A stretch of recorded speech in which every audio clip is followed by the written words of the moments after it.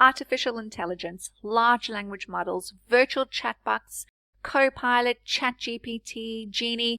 These are probably just a handful of AI models that your organization is contemplating in its attempt to get ahead, to not fall behind, to accelerate first to market, and to realize the benefits of AI in your workplace. While AI models can introduce a variety of benefits, generating efficiencies and corporate value, it's worth thinking about the risks associated with using commercially available AI products. I'm Sohana Maharaj. And I'm Donna-Leigh Jackson. And today we're going to talk about some of those privacy implications of using and deploying AI in your workplace. First, we're going to start with a little bit of context, Sohana. So, not all AI models collect, use, or ingest personal information. What we're going to talk about today are just those applications that handle personal information in some way. For example, you might use LLMs to generate customer reports or for target advertising. You might have chatbots that interface with your customers. Or you could use AI products for your HR and hiring practices.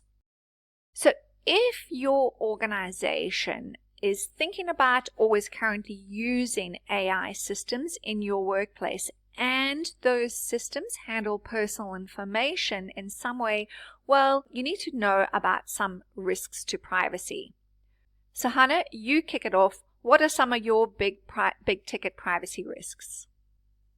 That's a great area, Donna-Leigh. There are quite a few risks to note here, and the Australian privacy regulator recently issued guidance on privacy risks associated with commercially available AI products. And these include, for example, firstly, the risk of bias and discrimination, which occurs where AI trained on biased data can perpetuate unfair inferences based on factors like gender, race, or age. Then there's the risk of lack of transparency, where deployers may not fully understand how personal information is used or how AI decisions are made.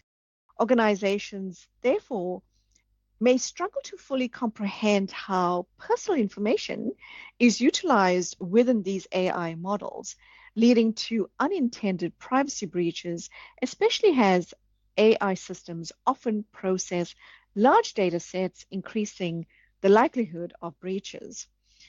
Donnelly, there's also the risk of loss of individual control, where AI models may use public data collected without an individual's consent or knowledge.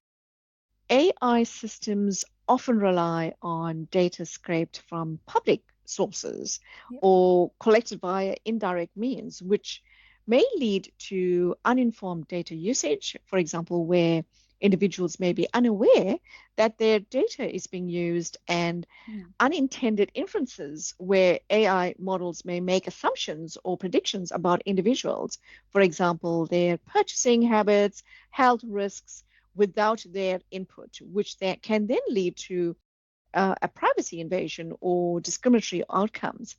Now, this lack of control, Donnelly, is where it really erodes a user's trust and increases the likelihood of regulatory action or public backlash for that matter. It sure does, Sohana, and those are some chunky risks that organizations need to grapple with. I also note that in these guidelines, they call out specific risks related to the use of generative AI or Gen AI. So what is Gen AI? Well, it refers to systems capable of generating content such as images, text, and videos. Now, there are unique privacy risks for using Gen AI. Now, these include things like the over-reliance on AI outputs because they appear credible, even if they are inaccurate, actually. Also, the risk of generating disinformation at scale, such as through deepfakes, we know where that leads us. Exactly. Yep. There's the risk of perpetuating scams and identity theft, and also generating harmful or illegal content, such as child sexual abuse material. So, now that we know some of these risks, what can businesses do to safely and responsibly deploy AI products in their workplace? Some of my recommendations to organizations would be, firstly, consider whether AI systems need to process the personal information in the first place. Also, think about implementing policies outlining what personal information can be used in AI systems and develop controls to enforce them. Most importantly, be open and transparent with your customers on how you use and how you implement AI systems. It's vital that your organization is transparent with your customers in this regard. What would be your tips, Donna-Leigh? Yeah, well, great tips, so thank you. My top 3 are going to be: do your due diligence on AI vendors. I bang on Oh, yeah. about this all the time, but Yeah, due absolutely. diligence on your vendors.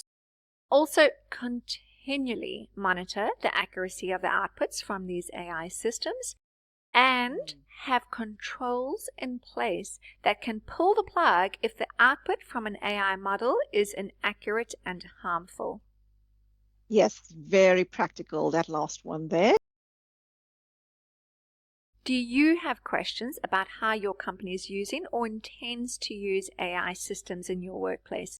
If you do, we're here. Reach out to us. Use the contact details on screen now, and we're happy to further the conversation.